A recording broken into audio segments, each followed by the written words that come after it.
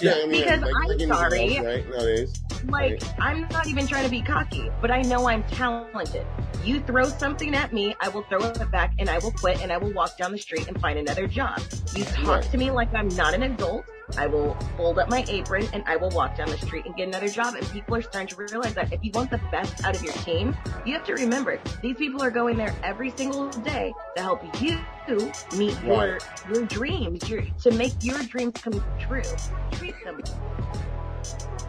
Hey guys, welcome to another episode of the West Coast Initiative. I'm your host, Alex Castillo, here with another great episode for you guys. And today we have my dear friend, Amber Farrell, who is the sous chef at Bar Cecil, which they're opening up on April 8th near the Palm Springs area. You guys should definitely check out their page. Their plates look amazing and delicious. Definitely check them out. Go support them. But with this show, we go on a really good tangents on different topics about the food industry. We hit on some good keynotes on the struggles of being a woman inside the food industry force, as well as Amber has been traveling all throughout the country from Montana to Mammoth, now to Palm Springs, honing her skills. It's a really good one. We have a really fun talk. Matt Hutch joins us again as my co-host. So without further ado, let the talk begin.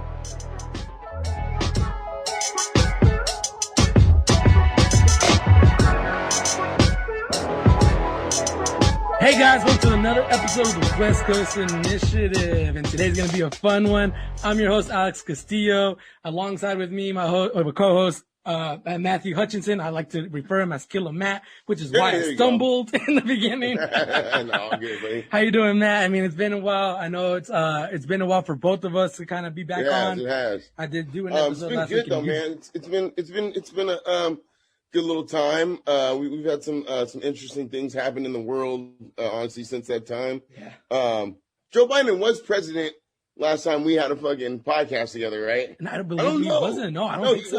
He wasn't. He was not. I don't believe he was. Wow. Actually. See, there you go. So some big world changes, if you will, since the last time. So with the great American flag on both our backgrounds too. What did you say? With the great American flag on both our backgrounds too. Oh yeah, America, baby. It's all about America. And if you can see in that little corner, there's a little Mexican helmet there too. I can't forget my Mexican people. But bro, you gotta get like a flag to where you can like a split flag or something. Like half of it's US, half of it is like Mexico or something. That'd be dope. I know, right? It would be kind of cool. But that'd be super sick. On today's show, we have a really fun one. I know this is gonna be a very exciting one because we go with our dear friend, Chef Amber Farrell, who's worked at multiple restaurants and hotels as well. She's worked at the Town and Country in San Diego. She's even moved up to Mammoth to continue to pursue her culinary career. She's moved down to as well as Palm Springs now, about to open up a new place called Bar Cecil on April 8th. And if you're listening to this, you guys definitely got to go check that place out because Amber Farrell can cook. How you doing today, Amber? List ASAP, y'all.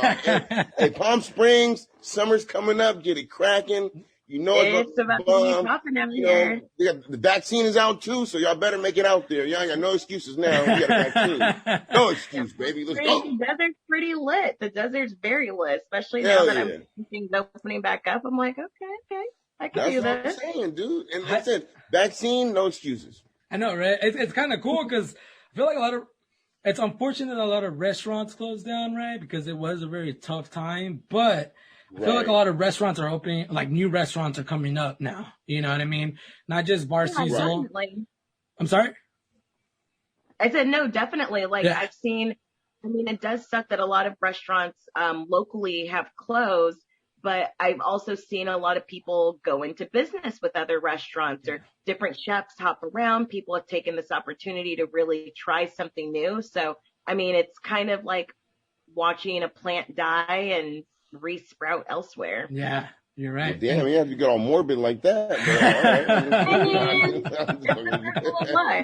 I was like, damn. I was like, hold up, a tear coming to my eye. You're right. You're right. It's unfortunate. But with these unfortunate events, new opportunities open up, right? Of course.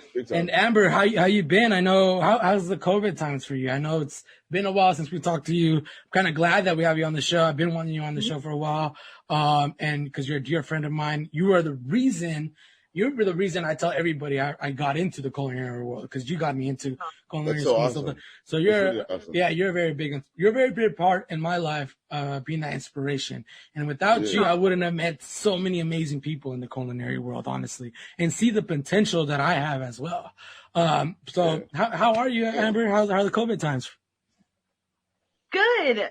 Oh my gosh, that sounds terrible. How's COVID times? Totally great. No, they are better than I thought they would be. I'm alive and well. My family and friends are alive and well. But it's been quiet, and it just seems like things are starting to get rolling again. People are getting vaccinated. Things are opening back up. I moved during all of this, and I was also able to spend the holidays with my family for the first time in 10 years. Nice. So that's been kind of a plus with all of this, and just having time to have a life outside of the kitchen, because I've literally been going for 10 years straight. Yeah, so that's good. You've been at it for a long time now. Yeah. Wow. And so, she's been at this for a really long time. That's crazy. Yeah, she's way longer than me now. Time is like really. I mean, showed you time flies, right? I mean, I remember when really Amber, you first started talking about, going to culinary school and stuff like that. I remember it seemed like it seemed like a long time ago, but it also seems like yesterday, right? Yeah. And then you telling me today, it's like, wow, it's my firting time in 10 years. Getting to spend it with family. I'm like, wow, that is insane. Time really has gone by, but I feel like you stuck with it. You stuck with it really tight, and I mean, I remember when you first started out, and in comparison to where you are now, I'm sure it's like, it's it's night and day for sure. Night and day, right. I can imagine, dude. Like the stuff that you can do now, like, I know you could probably cook for the fucking president now. You know what I'm saying? Like night and day. So at least for VP, some soul food there for you these go. family members. I'm all offended. Hey girl, I just got so I just did the 23andMe. Do you guys know what the God, don't even. So I found out that I was, I had a little bit of percentage of black. Oh my God. Why you think I've been practicing my barbecue, guys? I've been practicing my barbecue so I could get invited to the cookouts. Is that why you relate to the podcast? Yeah. Is that why you relate to the podcast? Oh yeah. Oh man, 23andMe, man, 23andMe. I want to do one of those, but I don't know. I don't want them to have my DNA like that. I know, right? I was a little scared. It took me a while to do it. I mean, my sister gave it to me for her birthday, and it took me a while. It took me half a year to do it. Like, honestly, you just have, I think more so laziness than anything. I just have to spit and then go take it to the mail and just send it.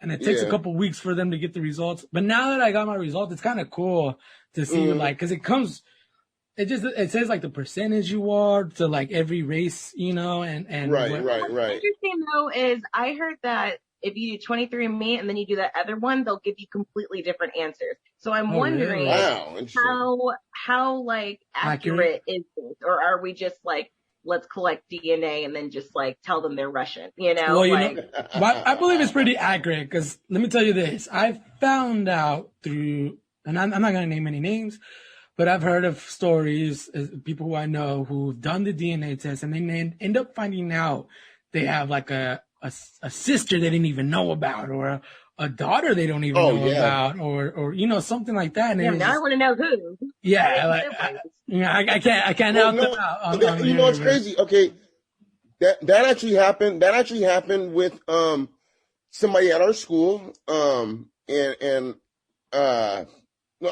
I can go ahead and say it. I mean, she just no secret. You remember Tanya? She was in our grade, a little short. Chavez? Yeah, the one that went to 6th grade with her. Yeah.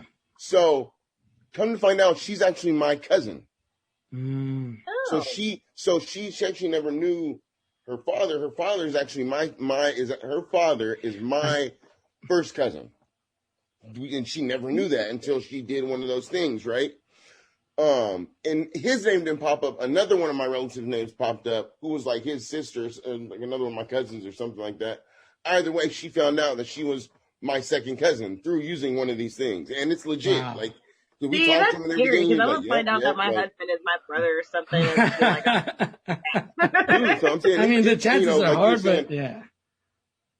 I don't know. One of them, you're saying like one of them is, can give you like different answers than the other one, which is, I was thinking about that. I'm sure that's the case in some cases, right? Which I'll tell you what. But I know for sure that this thing did show that, she was part of my family, and come to find out she really is. You know what I mean? So I don't know.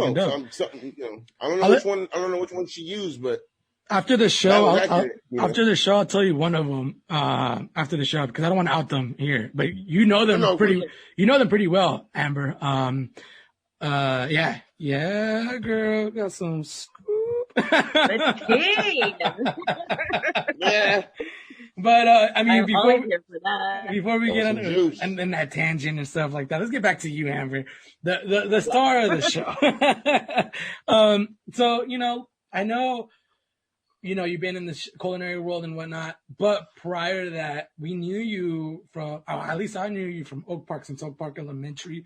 Matt's known you since SCPA, which we've repeatedly times said on the show. SCPA it's called School of Creative and Performing Arts.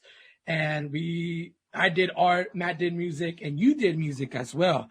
Can you tell us can you explain to us how was that process from going from music, all through your career, the younger self, high school, and even a little bit even after high school, because you got into a few bands, and then how did that transition into culinary? So, as you just said, I've played music my whole life: violin, viola, bass, string instrument. And honestly, what it boiled down to, which probably sounds terrible, is I don't think I was willing to do the work to get the consistent paycheck of a musician. It's a lot of work. It's a lot of work. I could not survive off gigs. Gig culture isn't for me. And I think it's fun, and I think it's awesome, and hats off to the people who survive off gigging. I just didn't want to do that. I wanted something a little more steady and a little more stable. So, I mean, I went to college, and then that was cool. I've never really liked school. You're like, that's great. Yeah, it was whatever, but I was planning on being a philosophy major. But then I realized the only thing that I could do with philosophy is be a teacher. And again, the paycheck. I want to be able to be stable, and that's not a stable paycheck. So then I realized, I like to cook. Why don't I go to culinary school? Probably the hardest thing I've ever done in my life. I like to cook, but I didn't realize it would be that grueling of a process. I mean, learning almost. You don't think you're gonna actually have homework? What? Yeah, you're unlearning to a degree, all your bad habits. It's a lot. So that's how it happened. It just went from, I really love music, but I don't think this is something that I want to make money off of and have it turn into a task and a chore, because I do love it so much. And then I went straight to something that I think I was able to enjoy and make money off of, which is cooking. I get to play with food all day and I get paid for it. So I can't really complain too much. Yeah. And then you get to kind of eat for free too. I mean, you got to taste it, right? Too. I mean, tasting. My grocery bill has always been quite low, especially what they don't tell you about kitchens is when you start moving up, suddenly you never have to pay for salt or pepper or butter, or onions, potato, you don't got to pay for that stuff no more. So that's always nice. Sounds like someone's scheming in the kitchen right now. Yeah. There you go, ladies and gentlemen. If your kids are interested in becoming, top world chefs, let them know they can skim a little bit off the top once they get to the top, baby. Hey, but you're right, Amber. You're right, Amber, because a lot of times, for instance, when I started working, right, in the culinary world, and then even just going grocery shopping, right, you kind of know now, whatever's in season is actually going to come out a little bit cheaper because there's an abundance of it.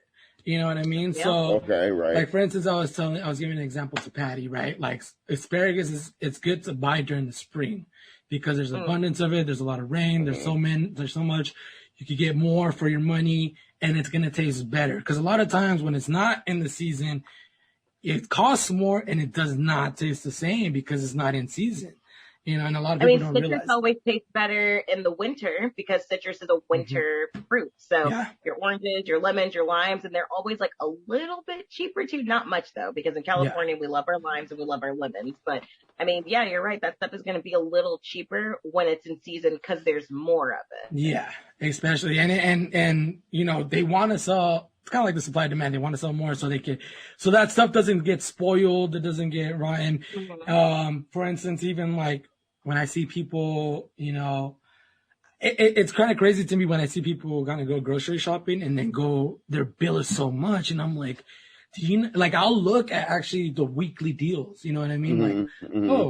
Like, pork ribs or the pork ribs are on sale this week. Like, they must, you know, they must be. Also, the reason why your bill is cheaper is because I'm sure you rarely get things from the inside of the store. If you shop on the outside parameters of grocery stores, the produce, your meats, your dairy, bread, all that stuff, to then cook it at home, you're not buying already processed foods. You're not buying already made raviolis and canned soup and, you know, all that stuff. So all your raw ingredients are on the perimeter of the grocery store. All the pre-made stuff is in the middle. But everyone's got to get ice cream because I'm not making that. So back on the culinary. So you went to school. What school did you go to again for culinary school? San Diego Culinary Institute, which sadly closed its doors last year, I believe. Oh, wow. Oh, wow. And how was that? How was that experience for culinary school? Because I know, you know, it's a very different going from culinary school to actually going to the real world. And yeah. So how was that experience from culinary school to cooking in the real world? It was, okay, so this is when we get to the real world. So school was amazing, and we were definitely taught going out of it that we don't know anything. You may know some of the stuff that you learned from school, you know, the bare minimum. When you go into these restaurants, do not go in there and utter the words, well, in school we did, well, in school, you're not in school. This is not school at all. Right. So there was that. But also something that I noticed that I still notice now is that, like, there's not a lot of people who look like me in kitchens at all. Right.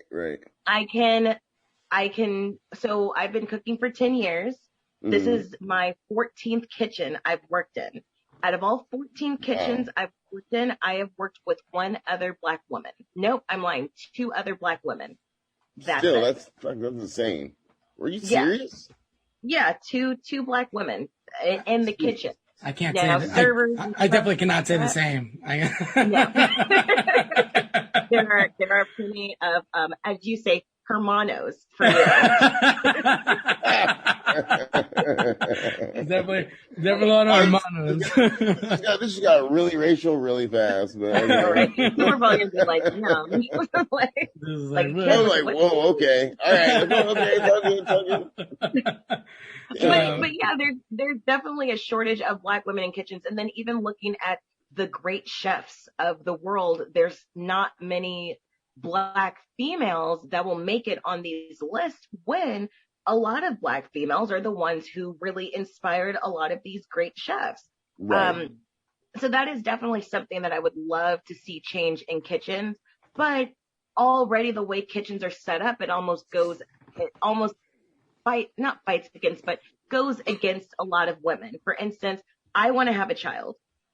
Most kitchens do not give you maternity leave. You can't work on the line pregnant. You can't do any of those things. And a lot of these kitchens, you don't get health care. Really? So it's almost saying, hey, you have to choose between motherhood or being in a kitchen. And if you do choose motherhood, more than likely you're never going to be a great chef. Wait, but why is that like a thing? Like, what? I mean, wait, what? Like, what part? That's just I'm saying this. Listening to you, talk about these things.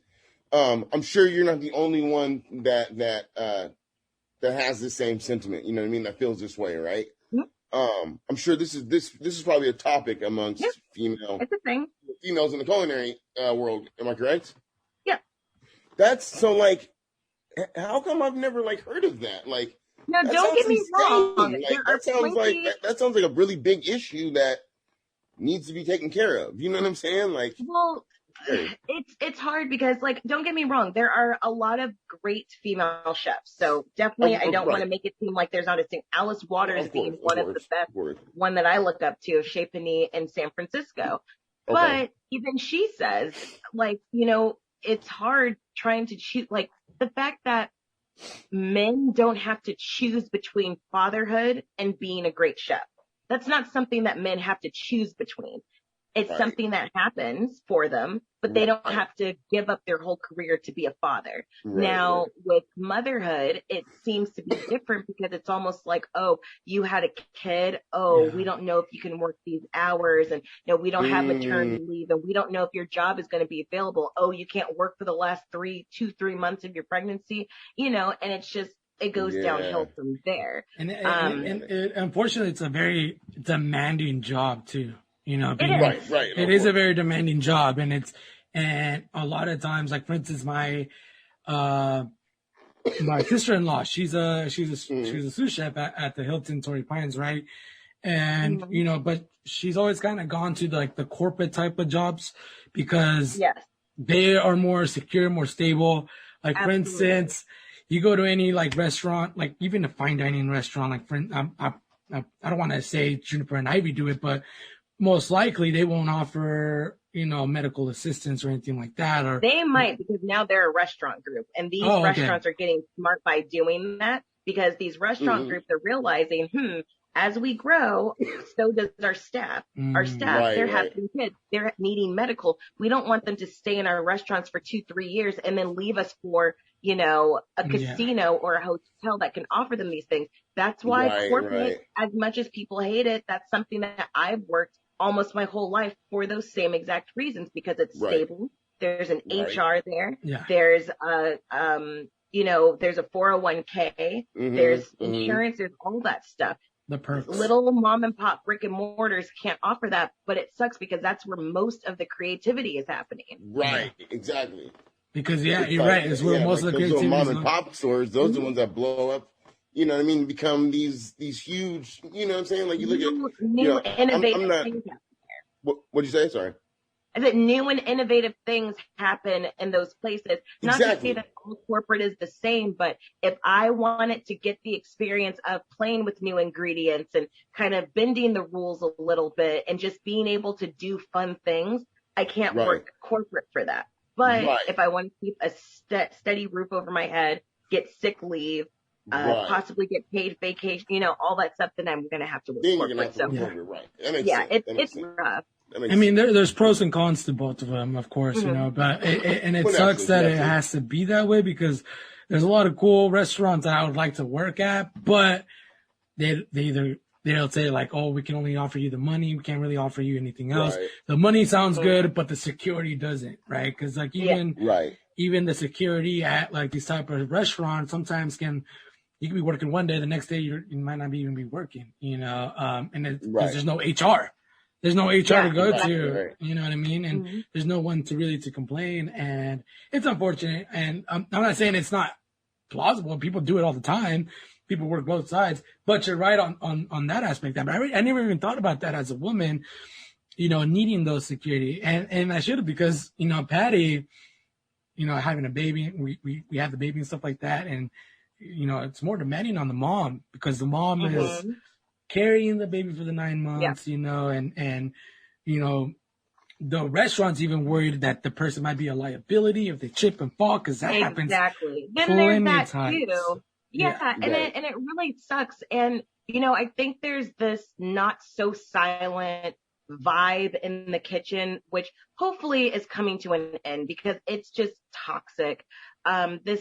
People feel like, oh, to work in a kitchen, you have to be okay with getting like verbally abused and physically abused, and just, you know, you're expected to work while you're sick and all this stuff. Like, I've heard some horror stories when it comes to like, it's like, I've heard some horror stories. And that is an abuse. I feel like it's slowly transitioning out of it, though. I feel like the new age. I mean, because I'm sorry, right nowadays. Like, I'm not even trying to be cocky, but I know I'm talented. You throw something at me, I will throw it back, and I will quit, and I will walk down the street and find another job. You talk to me like I'm not an adult. I will fold up my apron and I will walk down the street and get another job. And people are starting to realize that if you want the best out of your team, you have to remember these people are going there every single day to help you meet your dreams, to make your dreams come true. Treat them like that. They could literally be anywhere else right now, but they're choosing to help you reach your full potential. So don't talk down to your staff. Don't throw things at them, And what sucks too, sometimes like some of the cooks I've worked under those type of situations, a lot of them, not I want to say all of them, but a lot of them start to kind of like flex it a bit. Like if it's like if it's a cool thing to like be hard on your people, like, oh, you can't do that. But it's, it's like, back in my day. Yeah, like we didn't have to do that. It's like, dude, this is not your day. This is new. We're in 2020. Oh, I had a sous chef who is really awesome, actually. He went on to work for Google in San Francisco. Oh, nice. It's really dope. But I remember like yesterday, there was a coworker who was like sick and he came to work, he got sent home. And, this dude, the sous chef was young at the time. I'm sure if he, wouldn't believe this today, but he was like, yeah, when I was a cook, I came to work with walking pneumonia and I was fine and blah, blah, blah, blah, blah, blah, blah. And I think about that so often. And I'm like, this is so messed up to make people think that like you have to risk your life for this kitchen or you're not worthy or you're not passionate enough. When I tell people this whole spiel, they assume that I don't care about what I do, that I'm not like a kitchen badass. No, I'm not a kitchen badass. I'm a human being who loves food, who loves to share that food with people. And I've gotten pretty far doing that without having to work while I'm sick, without having to do a bunch of drugs in the walk-in, without having to, get anything thrown at me or yelled at or talked down to people. So it's really not necessary. Like we are dealing with dead animals and vegetables. Yeah. No, you're right. It's speaking, and you're speaking on a perfect point that I'm gonna bring up, right?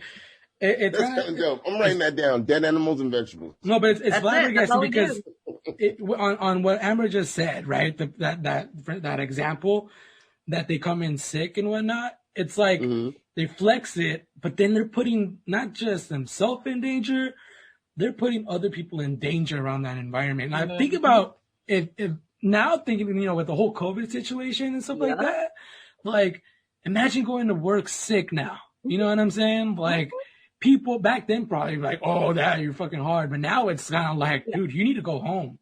You need to go home. Yeah, like I'm sorry. I have a lot of things to do with the rest of my life. I don't need someone who's just trying to prove a point to get me sick or get my family sick. Especially in these times. We're dealing with stuff that people are putting in their mouths and ingesting. And you want to come to work sick to prove what point? Please tell me what point you're trying to prove. Like if you want to spread sickness, the best place to do it is in the kitchen. You know what I'm saying? Like, come on, now, y'all. It really is. I'm just being honest, Yeah. I'm hoping employers are learning from all of this that pushing your staff to that extreme is completely unacceptable. And it's not necessary either. Like, I may just be a soft woman, but this soft woman has gone really far and I have a very, very good rapport with all my employers. Just, make it make sense. Whatever you do, just make it make sense. Don't be that person that's so outdated. You can still be passionate about what you do. You can still love what you want to do and have a day off. And just chill and be a human. You don't have to give every inkling of yourself to a brick and mortar restaurant to be passionate about what you do. And this is especially for the ladies, we don't have anything to prove to anybody. Like we really don't. Like we can cook, we can do our own things without having to feel like we have to fit into the stereotype of what a chef is, of what a cook is. Right. If you have that job, a description, you are a chef. As weird as it is for me to refer to myself as a chef, that is my job. I am a chef. That's what I do. 100%. Plain and simple. No, you're very right. Well put. Very well put. And you're right. I feel like a lot of female chefs have it's a kind of, in a way, a burden, right? Because they have to, I feel like sometimes, I wouldn't say I haven't really worked with you in the field and stuff like that, but the chefs that I worked with, the female chefs, sometimes it feels like they have to try to prove themselves to be, at a level at a man, right? Mm-hmm. And that they have to talk even like a man in a way, you know, how, because you know in the kitchen how guys talk, and it's not a very clean talking way, you know. Oh, and no, not at all. not at all. Oh, I've been trying to like I censor can myself imagine. this whole time. You guys have no idea how many Yeah. F-bombs I've had in my system. I'm just like, bleh. No, but Some of the it's stories you probably heard. no, but it's crazy because like I see it in a lot of female chefs who try to get to that level, right? And you know, they get to a level where it's just kind of like, no, like do yourself, like do you, like I'm gonna give a shout out to Chef Eliana, who was my bakery chef in Bias. Awesome chef. She's an awesome baker, and you know I learned a lot from her. And she's always like she's at the beginning. We had a chef who was always kind of trying to get her to quit. He didn't want to fire, but he was putting so much pressure. But she did not go to his low. She like, no, I'm staying. I'm doing my work. At the end of the day, he ended up leaving and she ended up staying, you know, and I give props out to Chef Eliana for putting out. But there's other women who I've seen in the culinary world they kind of like, and it's demeaning too, because for guys who are trying to take advantage of the women in the culinary world too, because I've seen crazy stuff where it's like, you know, like, hey, you want to get this position, you know what I mean? And it's sad and unfortunate, you know, that like. I always basically say we have to work twice as hard to get half of what they get. Yeah, and you're right.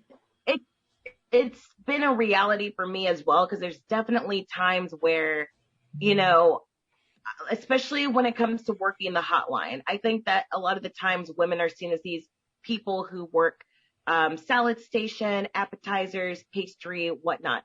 It's very, I mean, once you have X amount of years on your resume, like right now, if I were to go into a restaurant, they wouldn't throw me on that. They'd be like, oh shit, you have 10 years. Like we can throw you on grill or saute or something like that. But I know at the very beginning, especially there's a weird time between your third and your fifth year of experience. That's typically the time when it's like, okay, it's time to go on to hotline, like no more salad. I find that men, from my experience, what I have seen firsthand in the kitchen, I have noticed that more men at the 3-year mark get moved to hot side and women closer to their 5th year. And I'm like, why do the ladies need an extra 2 years? And even after talking to some other chef friends of mine, they're like, well, it's not because it's bad. It's just because women have more attention to detail. So we like them on salads. We like them on pastry. We like them on desserts because everything comes out looking better than if the guy does it. And I'm like, so we're just going to reward mediocre work then? Like, oh, I'm sorry, you're a sloppy cook, so I'm going to go ahead and move you to hot side. Like I feel like that's what I'm saying. I was gonna say, how do you feel about that statement? Like that women are more capable of paying attention to detail, therefore I have seen some sloppy ladies. I have seen some sloppy ladies in the kitchen that I'm just like, girl, seriously? Like, what is this?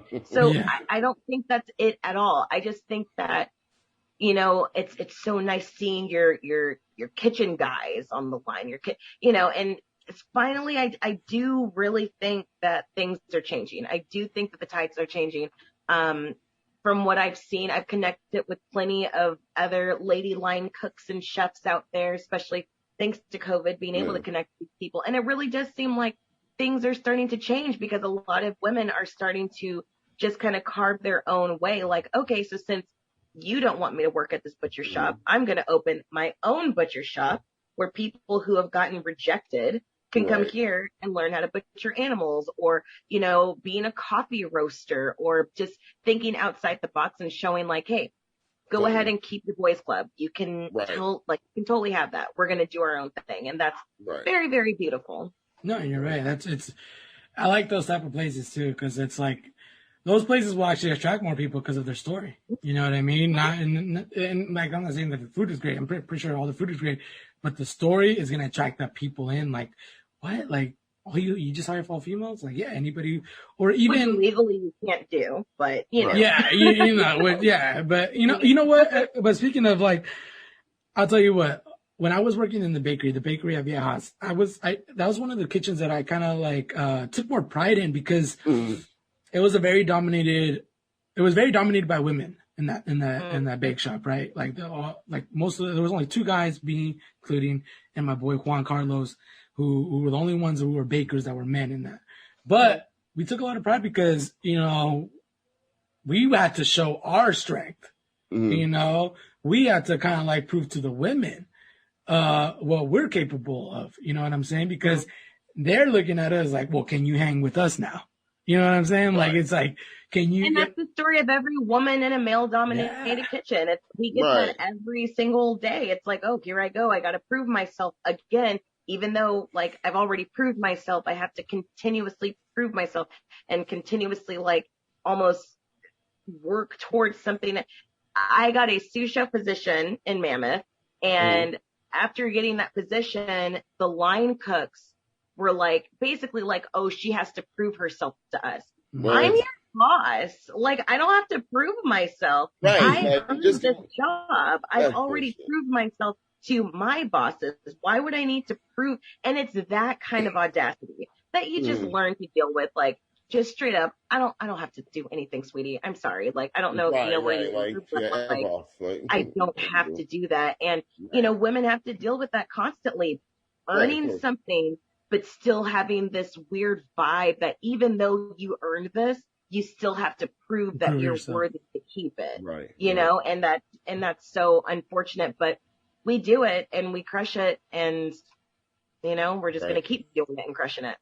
Yeah, I feel like, you know, any kind of issues that women would face in the job, in the workplace, I guess, would almost be like exacerbated in a place like a kitchen. You know what I mean? Because it's like the kitchen is like the definition of behind closed doors, first of all. You know what I'm saying? Yeah. And then it's so male dominated, you know, and then it's like, you know, then you got, you know, a lot of seniority issues. You got people coming in, like you said, like when you came in, you know, people like, oh, you know, you got to prove yourself to us. You know, you're like, I'm your boss. What are you talking about? So it's just like all kinds of little things that kind of come into play. But a lot of jealousy too. Like, just what I'm hearing. What do you say? Yeah. Jealousy, a lot of jealousy, politics. Yeah, right, jealousy, exactly. A lot, exactly. So yeah, I feel like a lot of that stuff is just amplified or exacerbated in a place like a kitchen. You know what I mean? It's only because you imagine being in a small space that's usually about 80 to 85 degrees for 10 hours a day. There you go. It's hot. Sitting down, no hiding. There's nowhere to go. Where are you going to go? Like, where are you going to possibly go where there's not going to be anybody right on top of you? Like, I'm around essentially people I work with more than I am my own family. So you have to be comfortable with the people that you're around. You know how many times close quarters, like very close quarters. Yeah, like you're brushing up on each other's booties, like literally, all kinds of it's crazy. Stuff. I never thought about it like that. Never thought about it like that. Yeah, it's hot. It's you're around. It's loud. The fans, the ovens, the fryers, pots and pans, dish pit, people yelling orders, the freaking ticket machine that haunts you in your dreams. Oh man, that ticket machine! Oh my god! It sounds like you go home and you have it in the. You're still here. Yeah. Oh my gosh, it's the worst. Everyone has woken up thinking that's like a ticket. Oh my god. But yeah, it's very strenuous mentally, physically, spiritually on anybody, on anyone. So, and I think it's especially harder for women. Now, a lot of women don't struggle in a kitchen. So if there's any other kitchen ladies out there, I'm not trying to speak for you or tell your story. This is just my story. Some women don't have to struggle, but there are a big chunk of women that do. And so all of that stuff on top of being a woman in a male dominated kitchen, it's a lot. It's definitely a lot, but it's doable. Right, of course. I mean, obviously, you're doing it. You know, people are doing it. You know, so of course. And I give props to a lot of the women who are in the kitchen. My mom's in the kitchen. You know, she's a line cook as well still, and it's you know, I know, right? And like for being her age, I'm impressed. You know what I'm saying? And I give a lot of props to a lot of women out there, especially because my mom's in the field. I'm in the field. I know how hard it is. You know how difficult it could be on those stressful nights. on the line. Not just, it doesn't even have to be line cooking. You know, it could be catering as well, because catering can. Yeah. It's a beats in restaurants are itself. the end all be all. Yeah. I think that's also a common misconception, is that a lot of people think that unless you're working in a brick and mortar kitchen setting, that you don't have any claim to being a culinarian. You don't have any claim to the food industry. You can, again, be a coffee roaster, a butcher, catering, meal prep. You could have a ghost kitchen. If you are you could be preparing food at Whole Foods.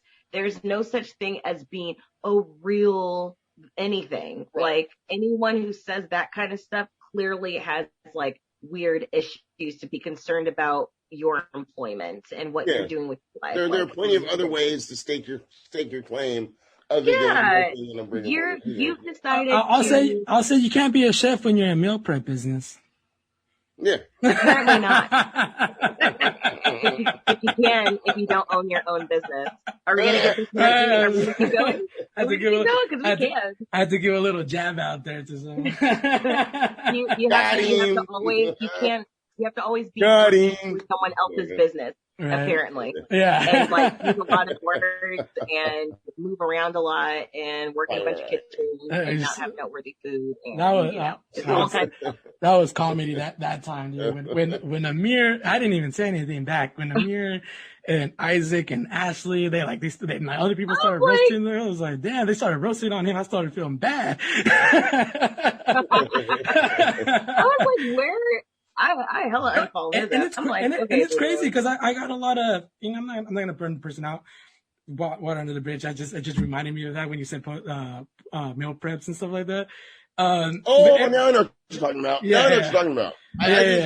It's funny because I got so many responses that day, like, no, fuck that, dude, don't even worry. I'm like, I'm not even worried about that. I'm worried about my next order. It's all right. We got you. But I mean, we'll get on that. I don't want to give him any 5 minutes. That kind of vibe is so toxic, like in the whole culinary community. I want everybody to cook. You cook at home and you post it to your Instagram because you're excited because you want to share with people. Yeah. Go for it. Like, you're into making sandwiches. Go for it. Like, it doesn't really matter. My end game is for people to cook and be happy about it. For me, cooking and eating are social activities. Now, I do not like to share the kitchen with people at home. My husband will tell you we spat often. Luckily, he's a really good cook, though, so I never have to. Oh, really? Oh, nice. Oh, my gosh. I bought him a smoker for Christmas, and it was like the best investment in our relationship. Oh, nice. Yes. Oh, man. Me and your husband's we're gonna have to. You guys gonna have to come over because I've been. I've been working on my smoking game recently, dude. I don't know if you see my. Yeah, Alex, I'm about to get Alex to teach me how to do it because I said I'm trying to be. One of my goals in life, because eventually I'm gonna have kids, right, in the family, maybe one day eventually. But I was like, I want to be that dude, besides our little friend group, right? Alex should be around and stuff like that. But I want to be that dude. When I go to parties that people want to put on the grill. You know what I'm saying? I want to be that dude that people are like, oh, man. I'm like the opposite. I don't want to be by the grill. I want to put me by the I want to be good enough for people to want my barbecue. You know what I'm saying? Like, that's what I want to be. So I'm gonna try to get Alex. If you hang out with Alex, I'm sure he'll teach you his way. That's what I'm saying. We're supposed to link up this past weekend. Didn't work out, and then I got sick, so it really didn't work out. But you saw what I made, though. You saw with the plate I made. Yeah, I did. I literally saw his food, and I was like, bro, oh my god! I was like, you better sell this stuff, bro. Sell this shit. We did smoked chicken, and then Patty thought she got spare ribs, but she didn't realize that she got boneless style ribs. And but I still worked with it. I was like, I can still fuck with this, like, hey, and it was cool. I had my little, I'm not gonna say my little secret ingredient, but I found my secret ingredient now, and everybody's loving it. Like, my whole family, Patty's family, like, they're telling me, like, you need to start cinnamon, selling. Nah, not cinnamon. Nutmeg. Nah, but Yeah, I'm not gonna say it. No, you're gonna have to come with me, and you're gonna have to come over and smoke with me. If I know, bro. I know. I'm gonna get it. But I'll tell you what, it's a Mexican ingredient for sure. For sure. I will eat that. It's hot chocolate. I mean, Cascabel chilies. No. You know, Matt's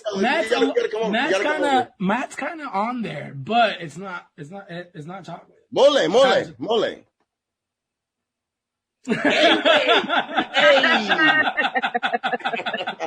right, boy. Let's go. Hey, man, I'm the chef in this piece, homie. I'm the chef in this piece. This is my thing now, homie. Okay, y'all listen to me now. I'm going to have to edit that part out. Y'all listen to me. Right? No, y'all listen to me now. Right there, right there. Like, no, you guys got to start listening to me, baby, all right? I clearly know my stuff, all right?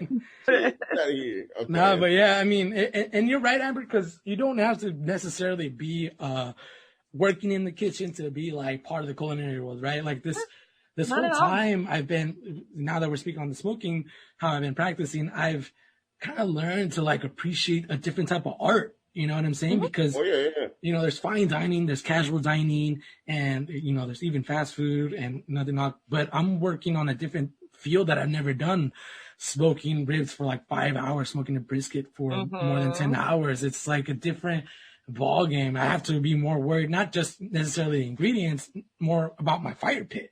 You know, constantly keeping that alive, keeping that temperature, you know, and it's cool learning that way, because I low key want to work to being a pit master. You know, that's kind of like my little end game. Kind of bring a little different Southern California barbecue. You know, because we don't really have a real entity on Southern California barbecue. We kind of I think different regions have a different flavor of barbecue. Right. And I will say that California's barbecue is highly influenced by Mexican cuisine. Carne asada, pollo asada, like all of the grilled things. So, I mean. No, you're right. But like, for instance, in San Diego, I feel like a lot of barbecues I've seen open up our area, it's more Texas style. Like, it's like they want to give that authentic Texas style barbecue, which is fine. Don't get me wrong. Texas style barbecue is bomb. I'd eat that any day. But we're not Texas. Yeah. Exactly. You know, we need to find there's something that we need to find our own identity kind of thing. And that's where I'm kind of like aiming towards. I'm like, you know, maybe I got my, you know, sleeves up there, but you know, like I said, I'm working, I'm practicing stuff like that. And it's fun. It's been a cool adventure rebuilding the smoker, because I got the smoker for $50, rusted, fucking. Oh, I did see that. I didn't know, because I was like, did he do this? Dude, we should. I sanded it down. Sorry, I sanded it down. Took all the rust off. Spray painted the wooden parts, so like the wooden paint, stuff like that. And it basically looks fucking brand new. And I got it for $50. It did. You know what I mean? We should make you one eventually. You know, I weld, you know what I'm saying? I have a welder and plasma cutter. Because actually I was talking to my uncle about this recently, about like trying to we want to make a smoker, like a big cool one, you know? So we're going to look at how to fab it and how to, like, you know, like what we have to do to make it. So we actually really want to make one. We're talking about making in an oil barrel, because my dad's coworker, that's what he they just use big 55-gallon drums. Yep. 55-gallon drums, Yep. I've seen some pretty big ones. There's one over here in La Mesa. It's called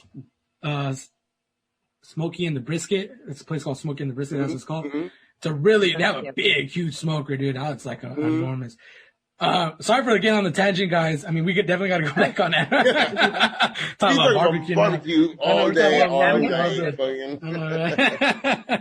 love it, baby. But, I'm getting so hungry to talking about all this. I know, right? So, Amber, what was your first job? What was that first experience going into the culinary world? My first job was actually with Wolfgang Puck Catering. I got that job while I was still in school. I worked at the Summer Pops. They do the whole thing behind the convention center, usually during Comic-Con. Well, not just during Comic-Con, but in the summertime. So that was actually my first kitchen, and that was a trailer in a park. And like, I still look back on that, and I have like so many like awesome fundamental lessons that I learned there. From there, I worked at Town and Country Hotel and Convention Center, which was interesting to say the very least.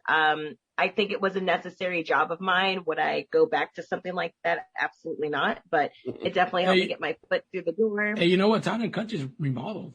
I don't know if you know that. I know. I've heard and seen. Yeah. I mean, I hope it's not the same owners. I doubt it. I kind of doubt it. If they're putting that much money into that place right now, because that place is looking pretty good. You know what I'm saying? It probably got sold. It was a really old kitchen. I mean, it was a lot of the people there had been working there for like 20 something years. You know, it was one of those places where a lot. I mean, gosh, it's so hard. I've had some really good times there, and I learned some really awesome lessons. But I was also working with many people who had passed their prime, and it was just a job for them now. And I promised myself I would never get that comfortable in what I was doing, especially if I don't do it. Yeah, like I don't want to be grumpy at work, but like I don't want to hate coming into work, you know. Yeah, like I don't want it to be a task. It's food. It can be fun. From there, I worked at Jordan in PB, super awesome restaurant in the Eat, Drink, Sleep restaurant group. When Chef David Warner was there, he's awesome. And then I actually took a detour and moved to Montana for a summer and worked at Glacier National Park. And then from there, yep, I moved to Montana. I did a season in Mammoth. Then I moved to Vermont for a summer and worked at a country club there. And then, I didn't even know about that one. Yeah, I worked at a Basin Harbor Club in Virgins, Vermont. And that was, again, another very interesting summer. And then when I moved back to Mammoth, I was there for 6 years up until August when I moved. And yeah, so I was there for about 6 years, and I did a lot of maturing there. Definitely. It's awesome hearing it's like, you know, granted, we heard all this stuff, I guess, as it was happening in real time. Some of us, you know, kept up with you and whatnot. But, you know, hearing you lay it all out like this, I'm just like, I'm so proud of you. Like that, like, check you out, girl. Like you did it. I just want to say that. I just wanted to say I did do it. It was hard. It was very hard. And I know I speak for all your friends, and I know I speak for Alex when I say this too. We are so fucking proud of you, dude. We are so fucking proud of you. That's awesome. You're making me blush. That's awesome. I just have to say that because that's like like you said, you lay it all out there like that. I'm like, you damn right. It was a lot of hard work, and again, stressing being a Black woman in a kitchen who is also 5 feet tall. It's been interesting. I mean, especially in Montana. Who also didn't drive for the longest time. I know you got stories for days. Still does not drive. You still don't? I thought you just got your driver's license not too long ago. No. Well, because Craig needs to teach me stick shift, but he has 2 cars. They're both Subarus, and they're both like rally cars. And he's like, "You're gonna learn to drive." I'm like, "I'm not gonna drive this. Like the fuck." Hey, I low key miss going to pick you up down the street. And like, I know, man. I just want to pick you up. Going to the gate. I passed by. You know what I mean? I passed by the other day, getting off the freeway right there, and I passed by and I was like, "Thanks to always come this way to pick up Amber, man." I was like, "Man, the good old days, man. Damn." Make a right, go down the hill. Well, actually, they moved. My parents moved down the street, though. Like, they're still in the same area. There was so you know when you go on the 94 and you look up on that hill and it's just like dirt and there's like a tarp? Yeah. No. You know what I'm talking about? I know what you're talking about. That's their back. It was a sinkhole. So, so they were out of their house for a year. And they were living basically in an extended stay America for like a whole year because they were trying to figure out could they sue the city or not because a pipe burst underneath the house. And the pothole happened. Like my mom looked outside and the grill was like on the freeway. And she was like, whoa, like, like the whole, everything's gone, dude. So they actually they were given a house and like $1 bajillion basically. And wow. Luckily they didn't go down with it. I mean, that shit sounds scary. That was my mom's fear. She was like, and that's why they're like, hey, you need to leave that house right now. Like, you can't stay in there. But the house is still there. But I mean, there's a sinkhole. Like, no one's gonna. You know, it's funny.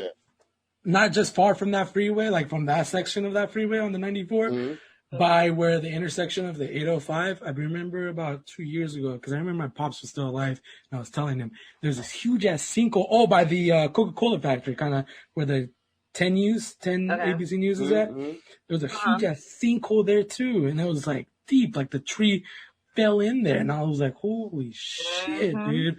So They fucking, those sinkholes are crazy. And I'm kind of worried about, I'm low key kind of worried in the backyard, because I was telling Patty, because we have a gopher problem, right? We have a lot of gopher problems around this neighborhood. I'm like telling Patty, like, these motherfuckers are going to create so many holes that this is going to just going to sink something down, you know, at least the trees in the backyard. Not quite.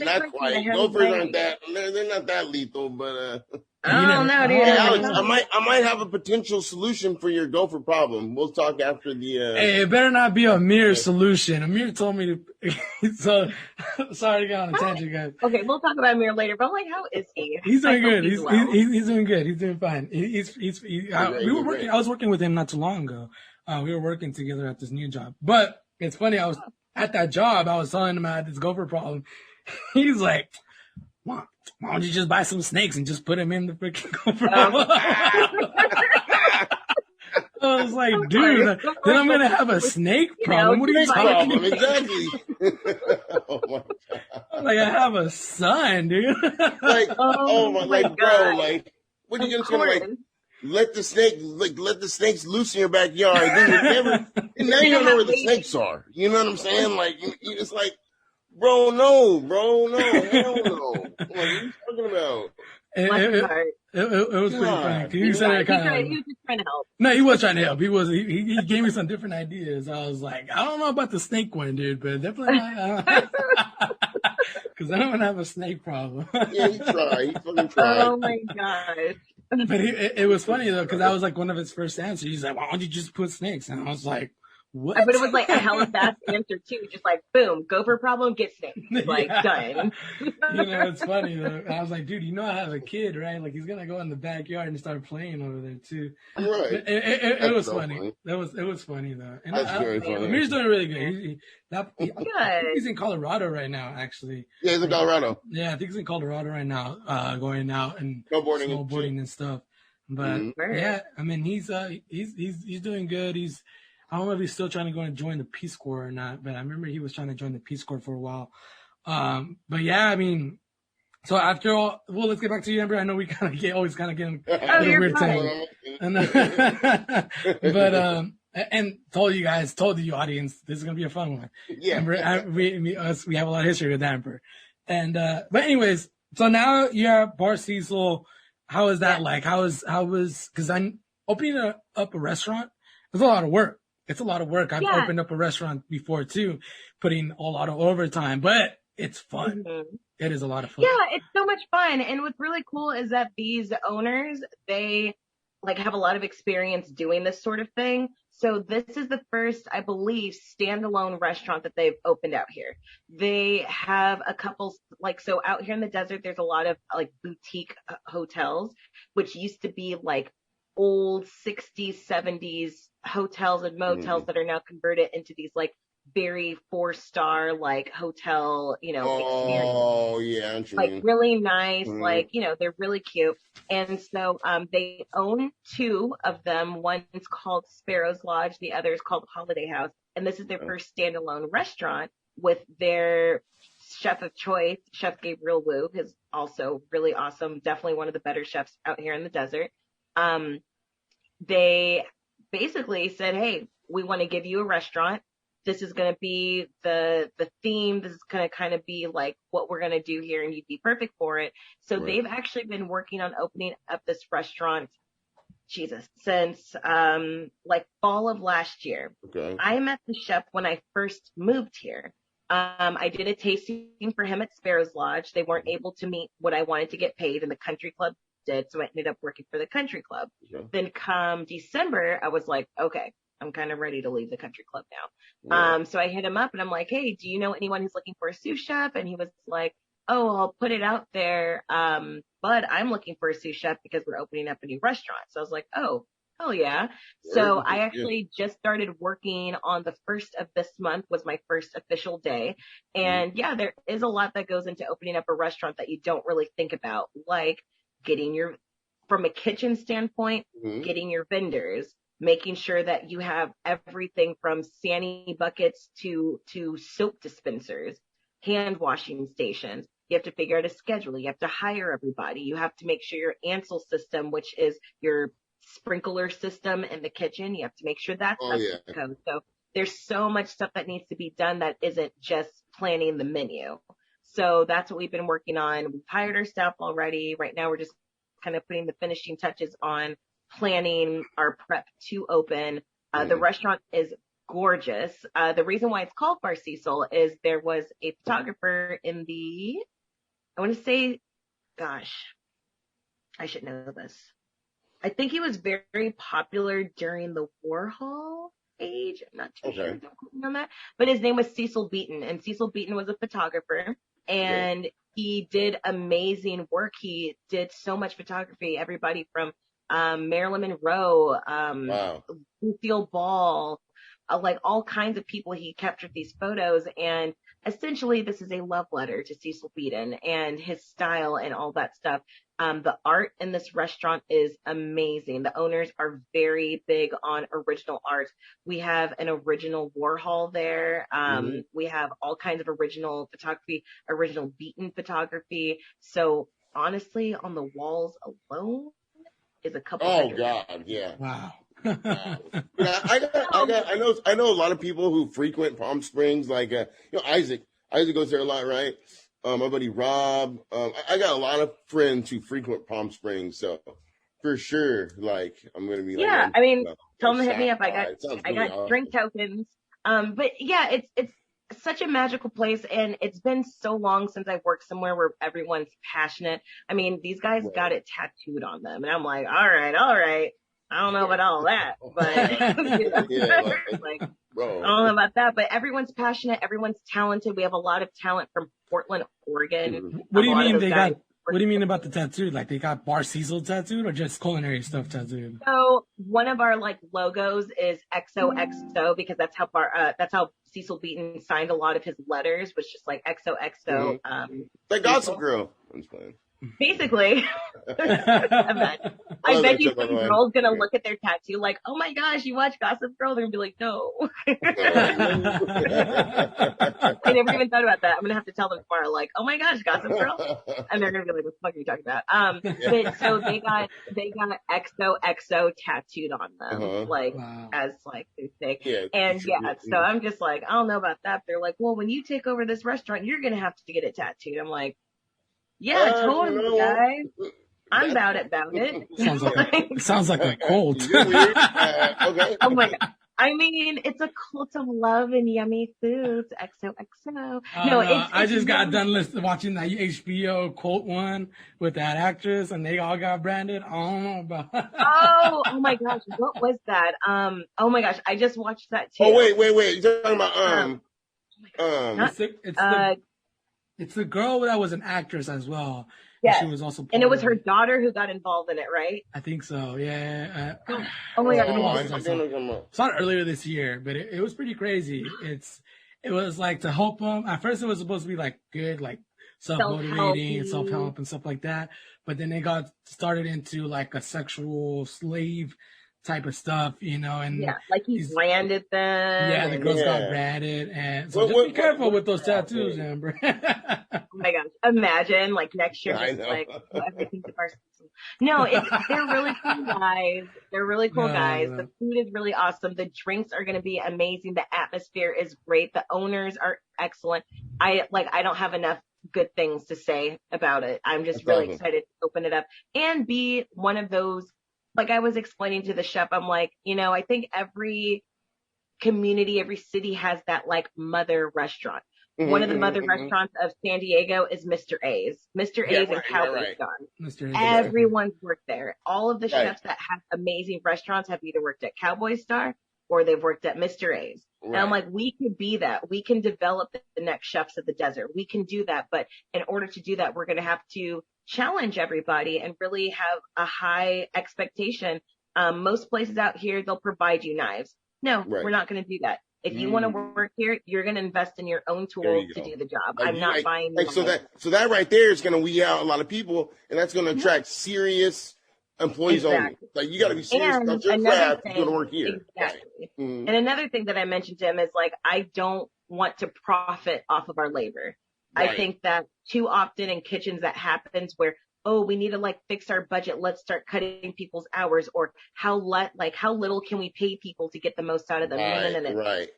If we want them to invest in themselves and invest in what we're doing, we need to invest in them. Now, 100%. I intend on getting all of my money's worth. If I'm paying you X amount of dollars, I want X amount of work. What I'm not going to do is shortchange a solid employee. Like, people need a living wage, and we can't expect people to give their all to one restaurant if we're shortchanging them and they have to work at 2 restaurants now. Like, I want to be able to give everyone a living wage so that way they can focus on their passion and have that channel through what they're doing. So I believe we're doing that now, and I'm really, really excited. No, you're right. That is awesome.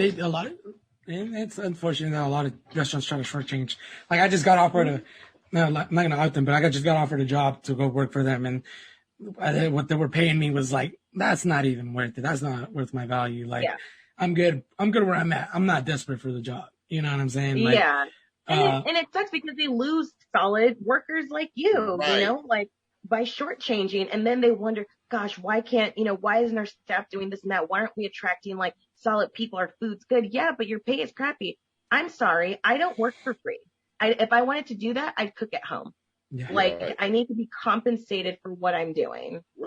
Fairly. You know, just fairly. That's all I'm asking for, is fair. But that's too much to ask, it seems like, for a lot of people, you know, like just fair. And that's one of those old kitchen things. I'm just going to start calling them old kitchen things, like the whole abusive. One of the old kitchen things is OKTs. There you go. OKTs. Yeah, there we go. OKT. It's like, you should do it because you love it. If you're really passionate, it doesn't matter if you're on the clock.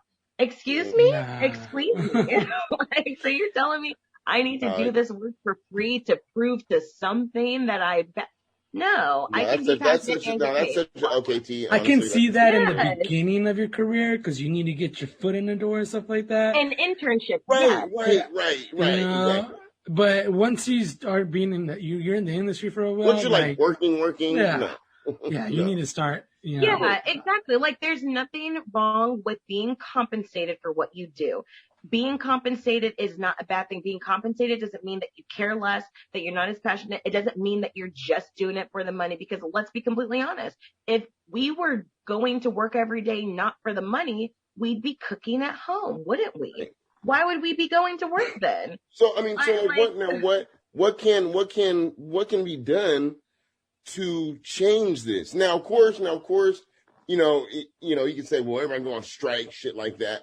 But that doesn't work, because they just find somebody who's willing to take the blow, you know what I'm saying?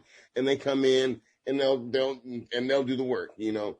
But what do you think can be done to change this, what do you call it? These old ways, I guess you call them. Well, what can be done to get us out of the dark ages and propel us into the 21st century finally? It starts with the next generation. I consider myself the next generation. Okay, that's right. You know, I'm coming into my own a little bit. I'm learning about myself more and having my own identity as a chef, and I'm able to look back and be like, you know, I want to try something different. No, I don't want to recreate the wheel. I absolutely do not want to do that.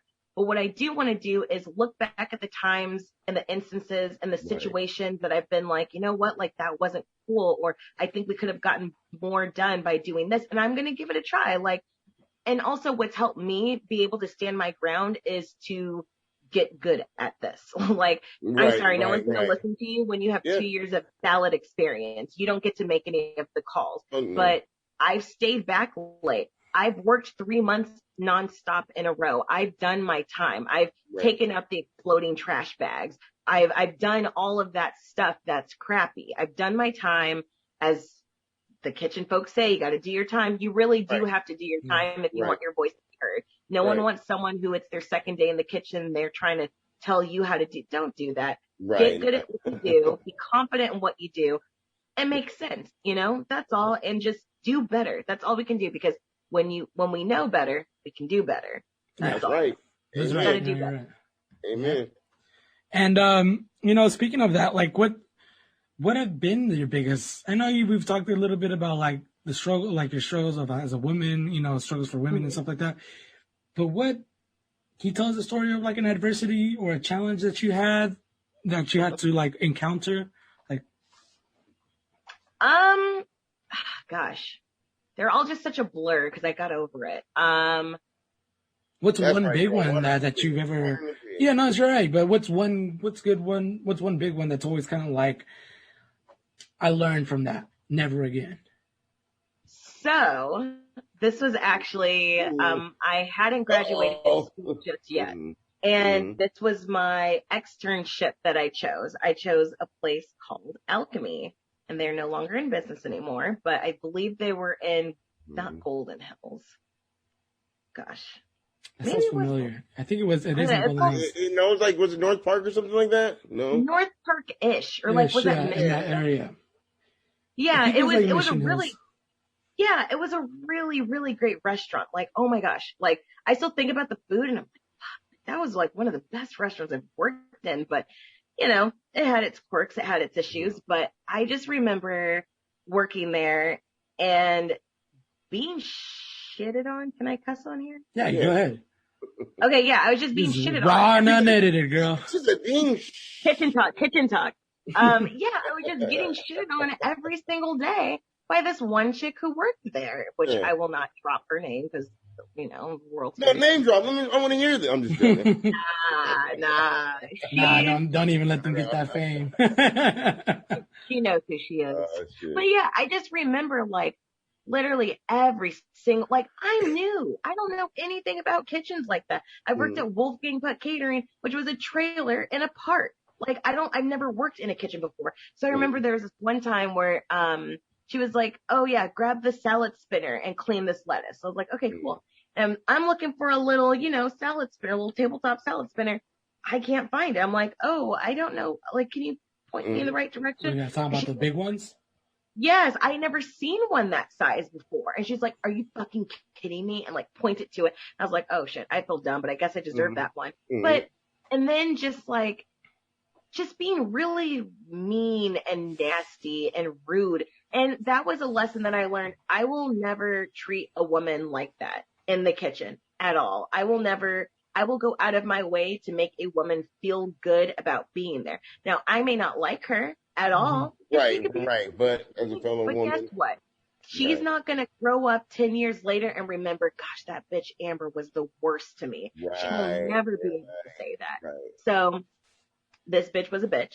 And, yeah, it just, that taught me. And so I wanted to quit. It was an externship for school. I got credit for it, but honestly, I was being used as free labor. The sous chef was very rude to me. There was only one person in that kitchen who was actually nice. Again, I didn't know anything.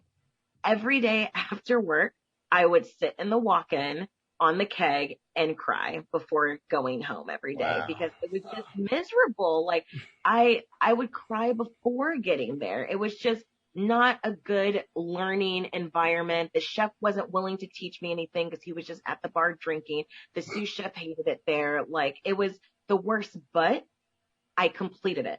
And I even told my chef afterwards how terrible the experience was. And they actually ended up taking that restaurant off of the list of externships.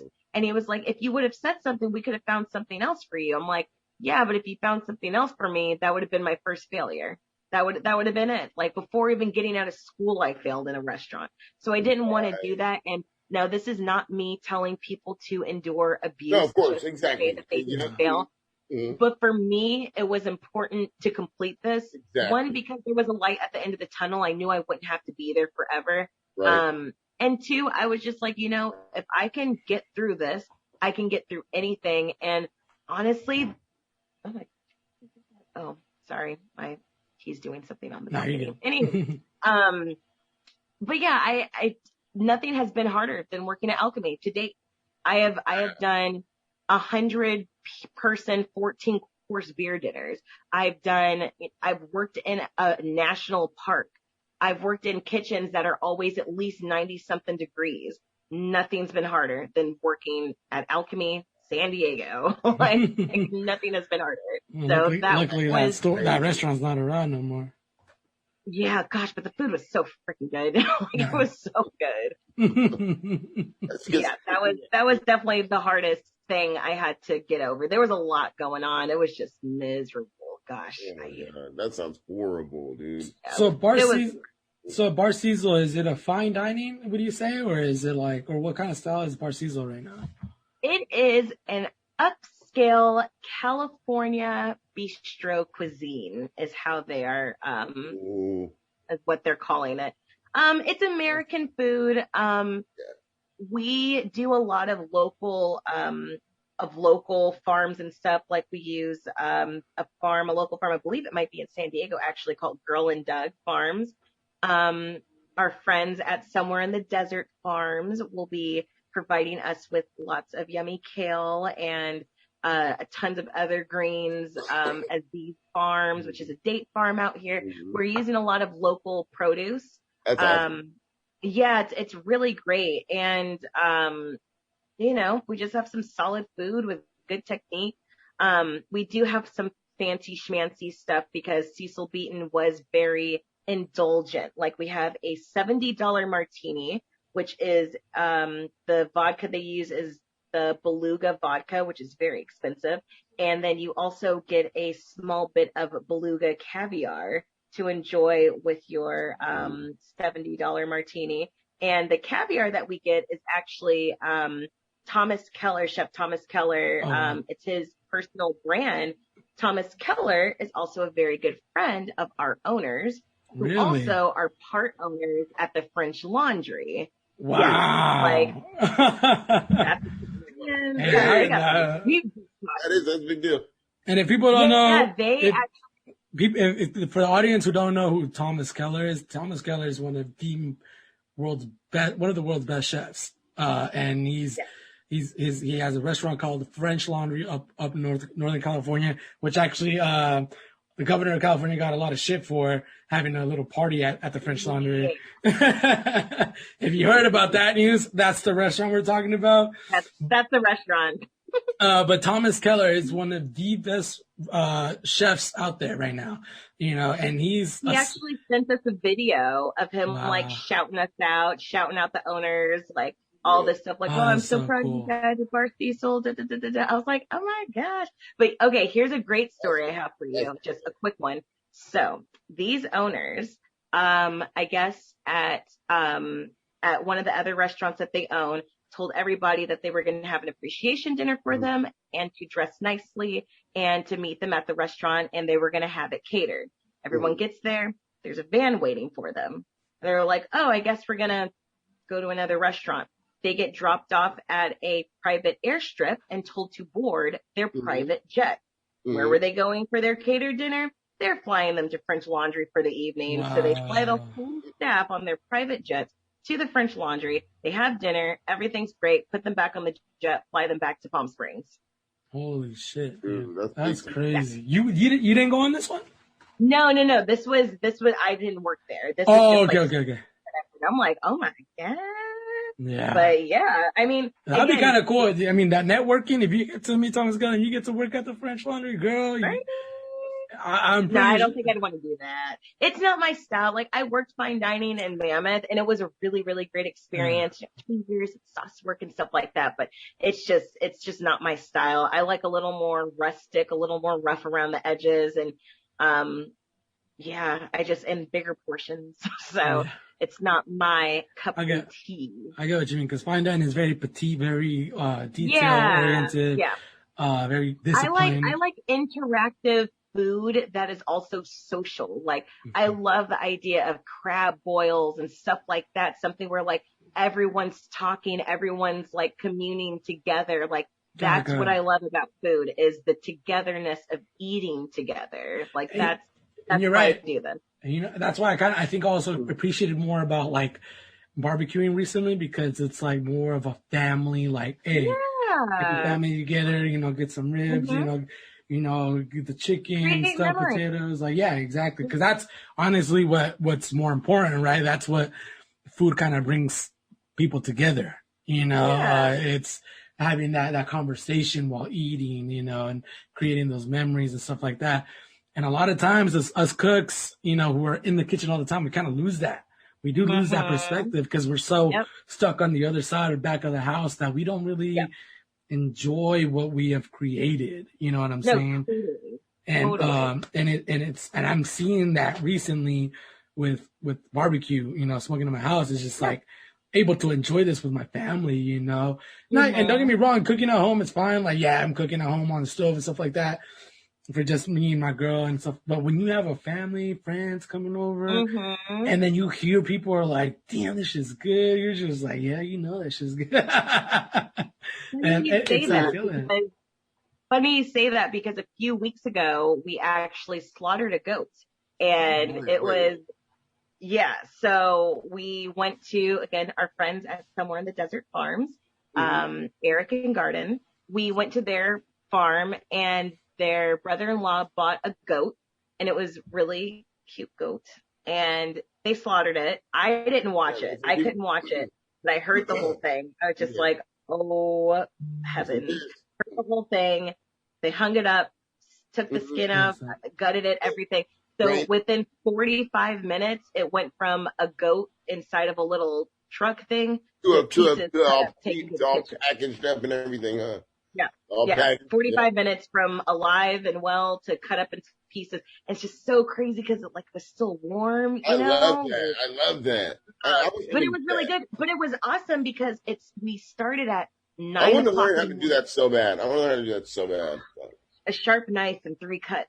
Don't shoot it because it gets all tense. But he just 3 times. Oh well, yeah. You hang them up and you just drain them. You know what I mean? I've seen it. I know how it happens. It was crazy. I really want to learn how to do that. I really want to learn how to do that. Get with someone who knows what they're doing. But what was interesting Go to about all of Mexico. this, like you said, There you I go. know. Well, yeah.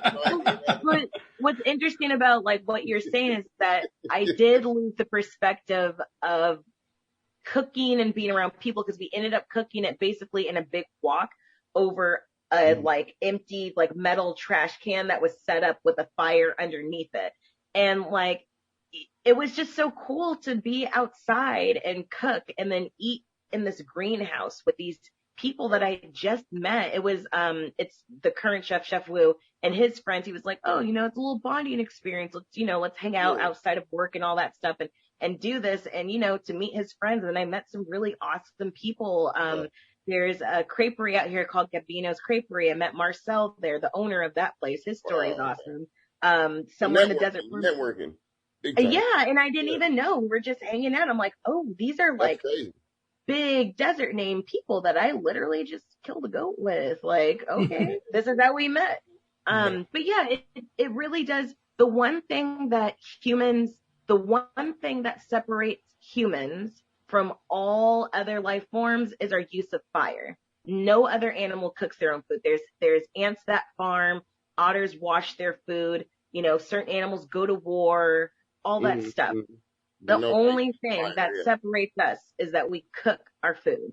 And I really, really hope that people embrace that and cook for themselves. It's beautiful. We use fire. No one else does that. So yeah, people stop using your air fryer. All right. I know. Stop using your Instapot. Y'all aren't better than us. You know what? Let me just do a 60-second rant on that. Yes, I'm salty because I don't own one. Absolutely. I would Instapot? none of y'all if I had one, but I don't. And I just feel like those people think just because they can make yogurt on a whim, they're like better than us. Like the hell? Wait, you talking about people that use what? Use what? Instapot? Instapot. What's an Instapot? Instapot. It's like like kind of like an electronic steamer, pressure cooker. Like a pressure cooker. Yeah, I'm not gonna lie, I have one, and I'm not gonna lie, I love my Instapot. Oh, wow. I love It's my amazing. Instapot. It's amazing, Amber. I'm not gonna lie. The only, you know what? The only kitchen equipment that I have something against, and I have a really bitter argument over this fucking kitchen equipment is the air fryer. Air fryer is because Isn't the Instapot and air fryer like the same thing? no. So Instapot, just a pressure cooker. Air fryer is basically a convection oven. You know what I mean? That blows hot air. They just mark it and call it an air fryer. I remember in the early 2000s, my parents bought a New Wave oven, and I think that was supposed to be an air fryer, but it was just a convection oven. It just blew hot air around. It's the same thing, and people. It's the same thing. And God, I've had so many arguments about this fucking air fryer thing where people are like, you need to get an air fryer. Like, dude, why don't you just buy a convection oven? Or get a convection oven like a big head. Like, yes, be because an adult. like, first of all, convection oven are longer. You can fit more stuff in there, and your little air fryer, it's shorter. And then they'll be like, fry 3 pieces of chicken. Yeah, they're like, you can put 6 quarts. No, you can't put 6 quarts of food in there. Like, it's 6 quarts of what? And who eats 6 quarts of food? No, you're lying. Oh man, I've had so many heat arguments. 6 of mozzarella sticks, please. Thank you. I still have never tried food out of an air fryer. Oh man, they've tried to convince me so many times, and I'm not impressed. It's like shake and bake, little chicken tendies. You put them in the oven, like that's what it is. It's shake and bake. Yeah, it really is, dude. And it's I give props to the companies for how they market it, like, oh, the new air fryer this, air fryer that, because they don't use convection oven marketing. Like, they don't say convection oven, right? Even though it's the same shit. It's the same shit, just hot air blowing to get the food crispier and cooking faster. But Amber, I'm not gonna lie, the Instapot, I do recommend one thing for my beans, my rice, because beans take a while. Rice, put that shit in there. You know I get my frijoles.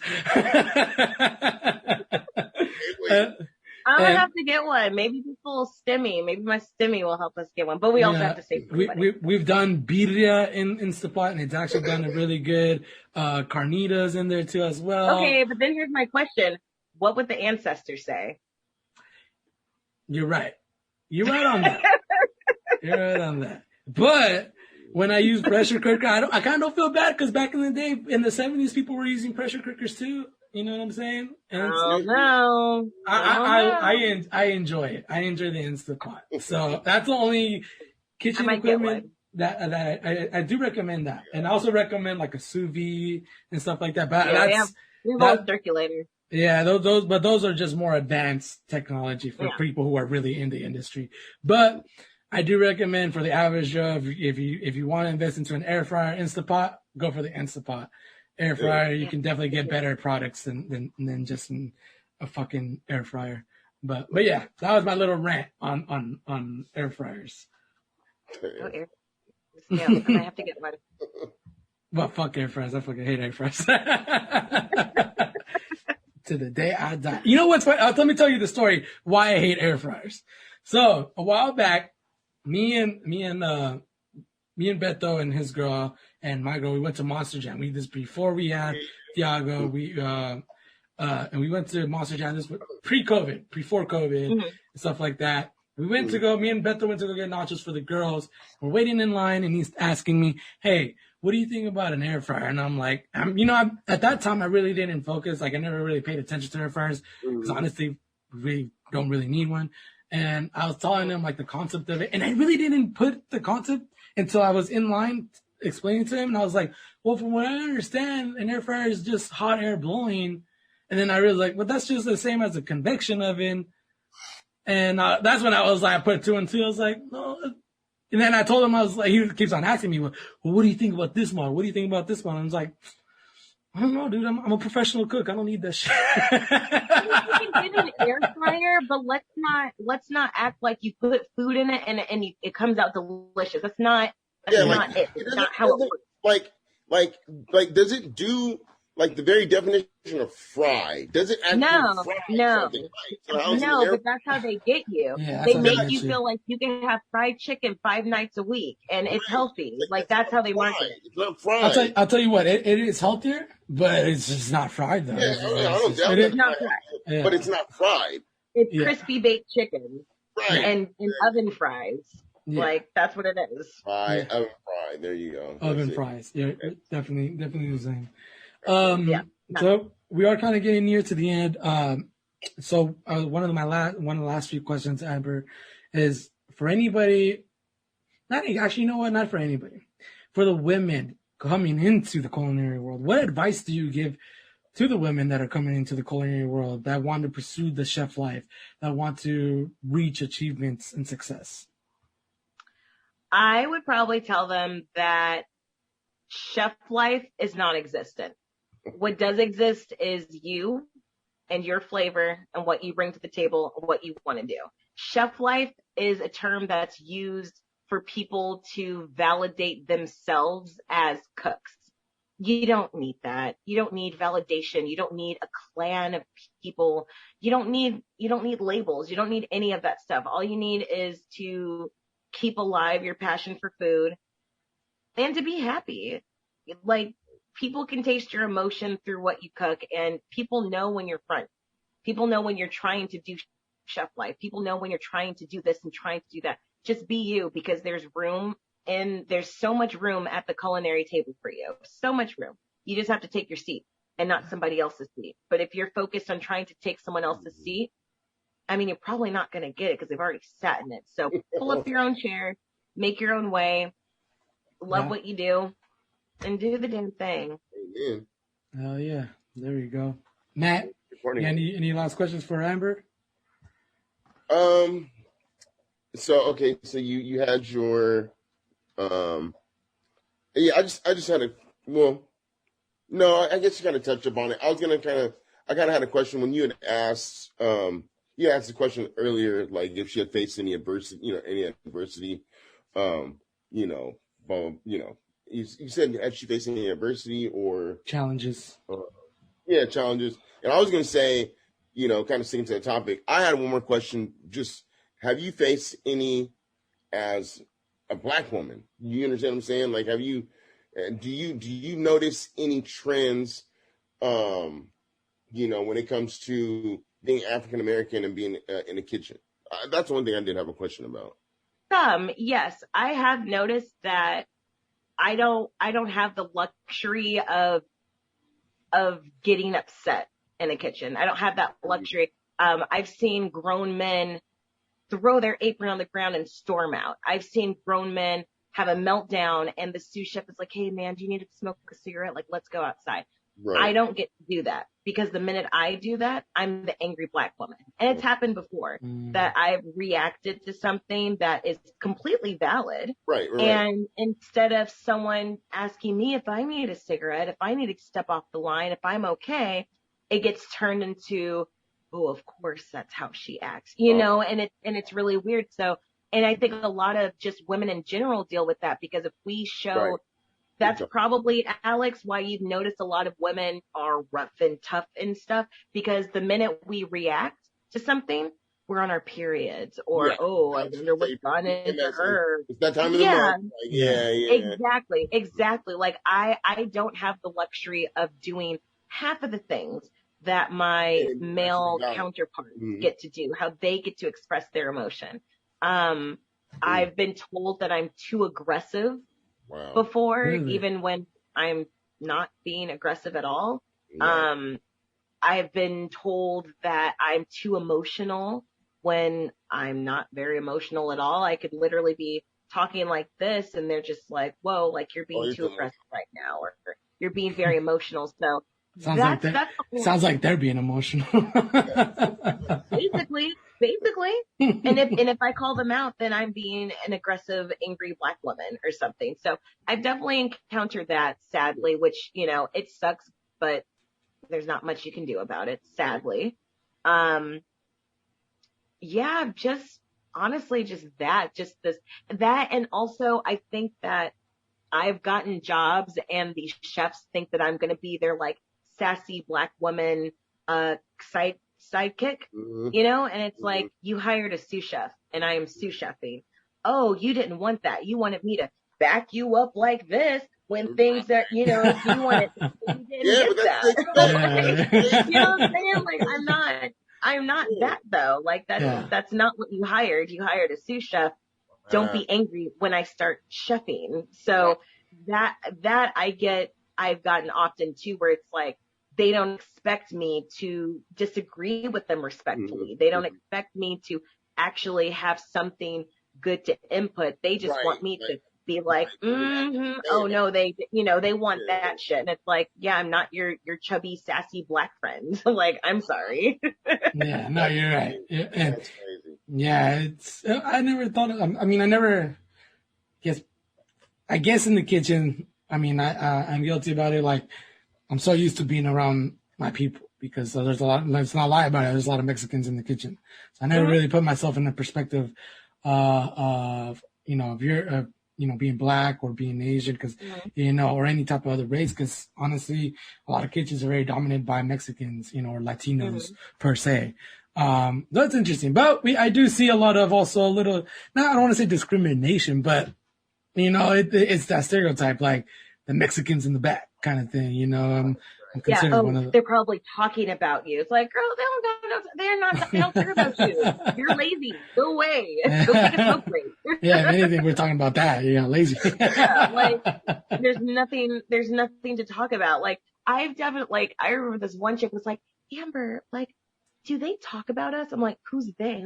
Like, the Mexican. I'm like, I don't know. You've been really close with them. I'm like, you're talking like this is high school. Like, they're adults. Go talk to them. If you have an issue, like, what the hell? Like, when did I become the fucking the mediator? Yeah. I'm like, I don't know them. Go talk. It's like, well, they just say hi to you.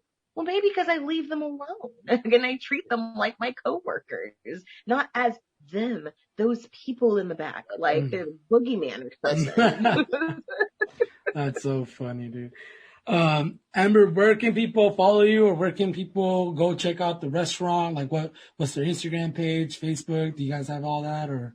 So my Instagram is not as poppin', but I love follows. That's always cool. And you can follow my little adventures through the culinary world, and that would be A Farrell 13. That's A F as in Frank, ERRELL 13, which I'm gonna have to change that to Evan soon. Hey, wow! Congratulations, by the way. Congratulations. Fucking did it. And then there's Bar Cecil. You can follow them at Bar Cecil, BARCECIL. And kind of follow us as we open up this awesome restaurant. And we have a lot of awesome food pictures. We have awesome videos. We have actually a videography team that follows and documents us. And sometimes I feel like I'm on The Office and I just do one of these. And you gotta get us Instagram now, by the way, Alex. Oh yeah, I know. I saw that finally. Yeah. It's fucking 2021, baby. Let's go. Wait, what? Matt didn't have an Instagram for a long time. And wait, you do have one, don't you? I think I follow you. I just got it. Yeah, there you are. You have no posts, but you have 100 followers. He's working on it. But, are you though? Are you really? Hey, but thank you so much, Amber. Everybody, if you guys have a chance, if you guys are in Palm Springs, definitely check out Bar Cecil, opening April 8th. This year, and especially with the COVID times dying down now, perfect opportunity to go try out a new place. And then also if anybody out there who's pursuing a culinary career, you know, if you want to hit up Amber, ask some questions about, you know, if you're a woman, like how did you deal with? Especially if you're that sassy Black woman and you're trying to get if you want a sassy Black sidekick, girl. No, I'm just playing. Hit her up. But ladies, lady cooks, lady chefs, my inbox is always open for y'all. Hey, hit her up. She's definitely heartwarming and very open arms. She's a lovely person. I'm glad we had you on, Amber. This is one of the funnest ones. One of the funniest ones I've had for sure. I think we got to have you again in the future. Hopefully, hopefully you can get some networking for us and talk to some people, some chefs over there in Barcelo, and we can have them on the show as well and share those stories. That'd be awesome. You know? Definitely do that. That would be definitely cool. Get the whole Palm Springs crowd, you know what I'm saying? Yeah. All right, guys. Well, we're going to cut the show now, and you guys, hope you guys have a great time listening to us. And we'll catch you guys on the next episode. Hell yeah. Later, guys. Later, guys.